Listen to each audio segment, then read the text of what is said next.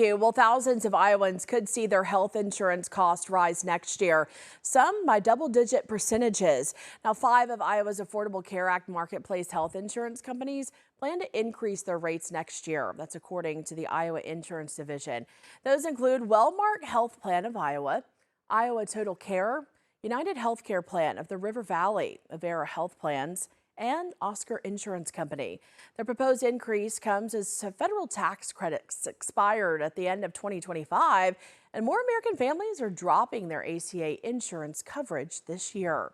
KTIV Iowa State Capitol Bureau reporter Isabella Warren joins us live from Des Moines with a breakdown of the numbers. Yeah, it's about a 5% increase for Iowans on Wellmark Blue Shield, the state's largest insurer. 80,000 Iowans will be impacted, including farmer Seth Watkins. Watkins has 2 adult children, one of which has special needs. And with premiums going up again, he tells me he'd rather see the country have a universal health care option where the federal government controls the system, not private health companies. He was reminded of this after experiencing an emergency with his son. And I remember sitting with a very sick child in this waiting room full of people that were in the emergency room because they had no health insurance. But I'm just asking people to think this all the way through and recognize that denying health care isn't a solution either.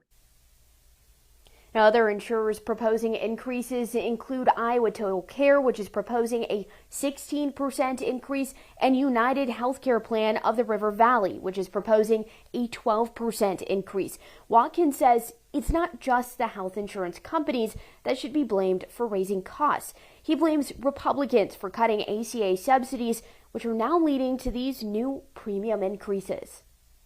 Sure, what kind of ideology the people trying to take away the ACA are working from, because I don't really hear any complaints. And as a matter of fact, most of us are appreciative that people can get the care they need. It's even, allowed some of us, when I still have employees, it's given an avenue to maybe give an employee some health insurance.